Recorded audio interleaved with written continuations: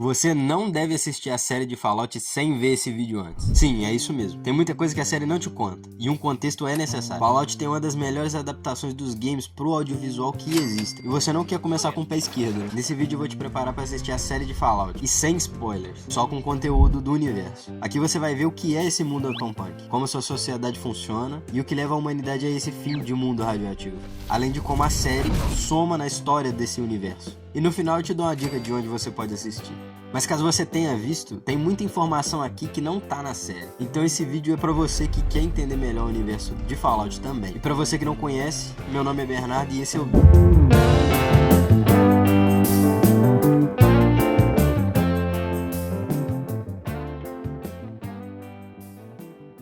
E lá vamos nós. 23 de outubro de 2077. O último dia do mundo como a gente conhece. As bombas nucleares enfim começam a cair, formando explosões gigantescas em formato de cogumelo.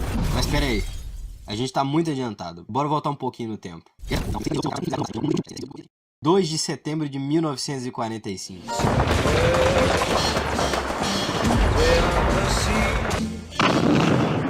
Os aliados, depois de 6 anos de guerra contra a máquina nazista do eixo, ganham a Segunda Guerra Mundial. A partir desse ponto, a nossa história e a de Fallout começam a se divergir.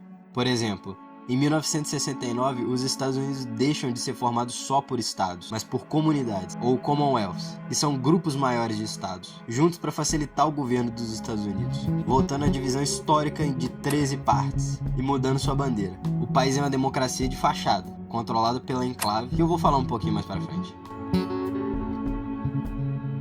They did the wang dang. O mundo de Fallout se diverge do nosso, indo pro lado Atom-Punk. Mas o que é esse tal Atom-Punk? Se você não viu o primeiro 7 em 7 falando sobre futurismos, eu vou te explicar. O Atom-Punk é um gênero da ficção científica que imagina um mundo que evoluiu à base da energia atômica. Ele é o futuro dos anos 50 que nunca acabaram, literalmente, baseando-se na aparência desse período em que o nuclear estava em alta. Esse punk é um futurismo, mas nem tudo evolui tão rápido assim. Por exemplo, na vida real, os transistores, o componente base para miniaturização que a gente tem hoje, foram inventados em 1947. No universo de Fallout, eles só foram inventados lá na década de 2060. Por isso que nesse universo a gente vê televisões de tubo e computadores enormes por todo lado. Pra gente atingir o nosso objetivo, a gente tem que falar das empresas desse universo de Fallout. Mas não são as pequenas não, são as gigantes do mercado. Aquelas que visam o lucro acima de tudo. Vocês vão ver na série. A gente tem a WestTech, que trabalha diretamente com o governo dos Estados Unidos, criadora das Power Armors, armaduras gigantes feitas para aumentar a capacidade de um soldado, muito parecido com os exoesqueletos que a gente tem no mundo real, mas depois de ter um filho com um tanque de guerra. E também é criadoras do vírus FEV, o vírus de evolução forçada, que é um vírus que altera todo ser que entra em contato. Além da WestTech, a gente tem a Robico, empresa focada em robótica, fundada pelo Robert House. Imagina o Tony Stark, só que é aquele lá do Velho Testamento, o vendedor de armas.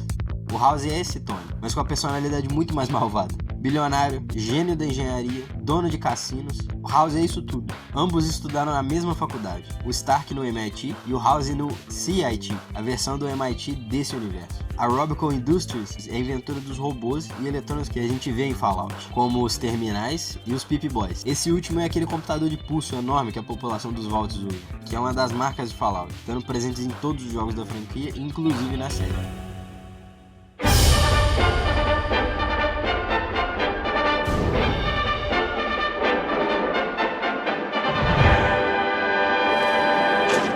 A Robico apresenta o Pip-Boy, seu maior ajudante no mundo moderno. Ele tem tudo que você pode querer: rádio, mapas, monitoramento de pulso. É a peça de tecnologia que faltava na sua vida. Ligue agora e peça já o seu. Também garantam a vaga nos refúgios Vault-Tec.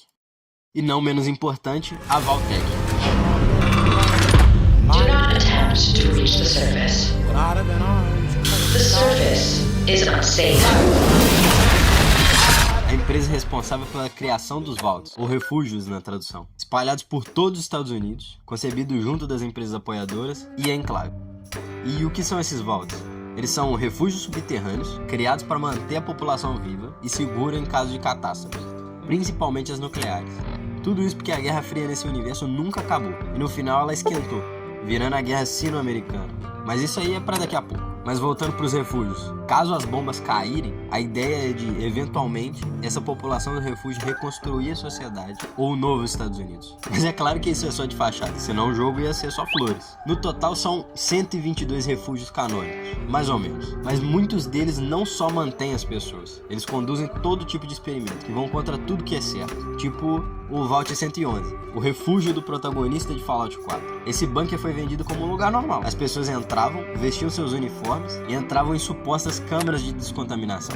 Mas é claro que contaminado você não estava. Na verdade, o objetivo era te induzir em criogenia e estudar os efeitos ao longo prazo. Só para entender, a criogenia não é só congelar, mas manter a pessoa viva para que depois ela possa acordar. Isso até existe na vida real, só que menos a parte de acordar. A gente ainda nem descobriu isso. Esse refúgio era comandado por cientistas, geridos por seguranças e os responsáveis pela manutenção. Essa é a configuração de pessoal base de qualquer vault, ou pelo menos na maioria. E para saber mais, você vai ter que jogar o jogo, eu já falei demais. Eventualmente, todos eles foram usados no final da Grande Guerra, em 2077.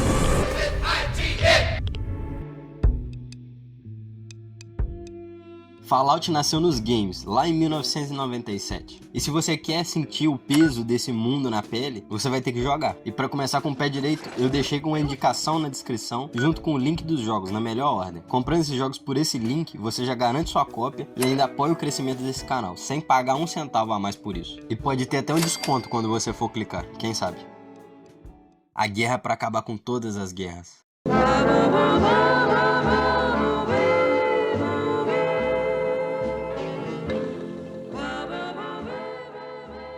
Como eu tinha falado antes, a Guerra Fria nunca terminou e no final acabou esquentando, virando a Guerra Sino-Americana, com a China comunista declarando a guerra aos Estados Unidos. E sim, é isso mesmo, não foi a União Soviética. Nesse mundo a potência vermelha moderna é a China, muito parecido com a gente. Mas isso foi o ápice do conflito. Tudo começa em 2052, com a Guerra dos Recursos. O mundo está encarando uma baixa nos recursos naturais. Tudo começa na Europa e o Oriente Médio. Os países entram em escassez de materiais radioativos para as usinas nucleares e petróleo. Olha, a partir daqui tem muita semelhança com o nosso mundo. Nada que a gente já não faça. Foi com esse conflito que os Estados Unidos criam o Project Safe House, junto da Vault-Tec. Projeto esse que visa começar a construir os refúgios. Em 2066, a Guerra Sino-Americana foi travada no Alasca, lugar de fácil acesso da China em território estadunidense. Os Estados Unidos, claro, logo revidaram, mandando suas tropas. Só que se a gente parar pra pensar um pouquinho, eles não são ligados por terra ao Alasca. E qual que é a melhor solução? Passar direto pelo Canadá, ocupando o país durante a guerra. E é claro que no meio disso, o olho dos Estados Unidos cresceu, depois de ver tantos recursos no país. Aqui a guerra não só destrói os inimigos, ela devora os aliados. E a maior prova disso foi o destino do Canadá.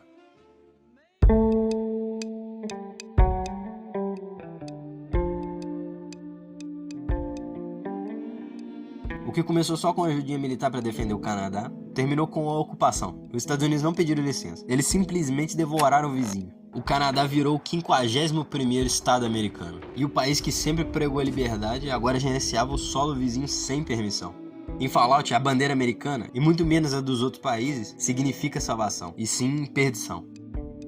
Parecido um pouquinho com o mundo real de novo, né? Fallout usa o Canadá para mostrar que o patriotismo, quando vira desespero por recursos, ignora qualquer fronteira. É uma crítica que ressoa forte com os discursos de isolacionismo que a gente ouve hoje em dia. Ainda mais com um certo presidente de olho na Groenlândia e Venezuela, e brincando com o Canadá. Mas o que mais impressiona é como os canadenses são tratados depois da anexação. Já adianto que não é com igualdade, mas como pessoas inferiores. Muito parecido com o que a Alemanha fez com os judeus. A população canadense é jogada em campos de concentração para poderem fazer trabalhos forçados. O povo canadense é tão segregado que até mesmo aqueles que não estão nos campos, a saída desse novo estado é controlada. Eles não andam livremente pelo seu próprio território. Eles são estadunidenses, por governo, mas ainda canadenses, estrangeiros. E olha, isso tá na lore de Fallout desde o primeiro jogo em 97. E é claro, essa abordagem é inspirada no nazismo, mas mostrando que mesmo uma nação que teoricamente defende a liberdade pode estar repetindo esse erro que um dia ela combateu. E o pior disso tudo, que essa crítica é mais atual do que nunca, quando se fala de política dos Estados Unidos, do mundo real.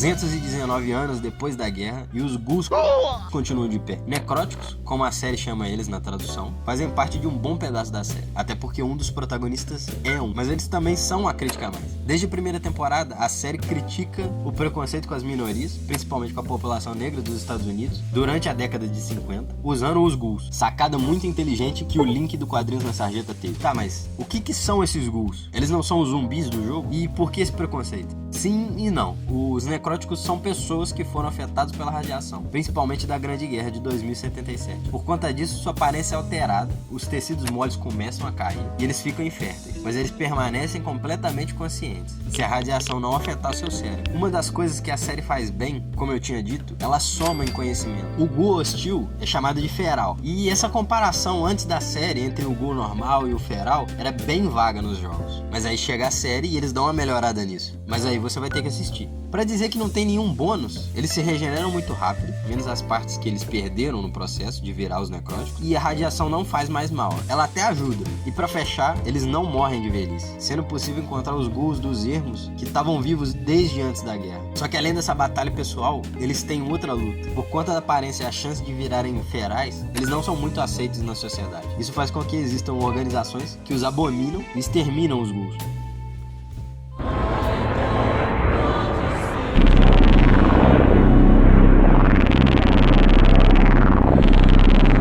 Dentre essas tem a Irmandade do Aço, um grupo paramilitar formado por soldados rebeldes dos Estados Unidos que vivem em uma lógica medieval e que depois de 200 anos esse grupo ainda continua vivo e operante por todo o território dos Estados Unidos.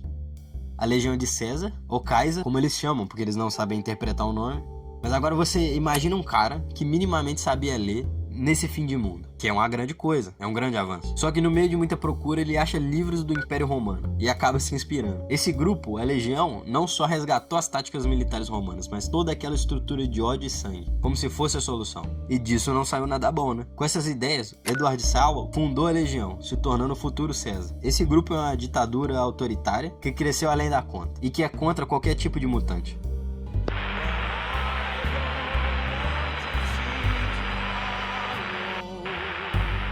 E também a gente tem Enclave, uma organização que é muito mais antiga, datada de bem antes da guerra, que controlava o governo pelas sombras. Ou seja, é um estado profundo, mostrando que a democracia estadunidense era só uma fachada para um esquema maior. Eles aparecem menos na série, mas a sua importância está aumentando cada vez mais. Don't dare stare at the Illustrated Man. Vagabond class of 1958. Faça parte da nova República da Califórnia. Venha ser um Ranger e ajudar a espalhar a democracia por todo o erro. Los Angeles weather. Low overcast tonight, low around. A NCR, ou Nova República da Califórnia, é um dos grupos presentes na série. O principal objetivo dessa nação é reconstruir o mundo pré-guerra a partir de uma democracia, inspirada nos Estados Unidos. Eu já posso falar que até agora não deu certo. A corrupção corre para todo lado nos ermos. Tirando as partes ruins, a NCR, diferente dos grupos que eu apresentei, é um dos únicos a aceitarem os ghouls como pessoas sem discriminação, e estando presente até no seu corpo militar. E se você ficou interessado em assistir a série de Fallout depois desse vídeo, você pode assistir a primeira temporada na Amazon Prime, ou aqui no YouTube totalmente de graça, mas temporariamente. E se você quer saber mais sobre a NCR e essas reviravoltas que acontecem, junto desses grupos, empresas e pessoas que eu te apresentei, eu te indico ver o meu próximo vídeo, discutindo sobre a segunda temporada da série e o universo do jogo. Tudo isso na tela final. E se tu curtiu o vídeo, considera deixar um like e se inscrever no canal, é de graça e ajuda muito nesse início. E eu quero já deixar o meu muito obrigado por assistir até aqui, e até mais ver, valeu!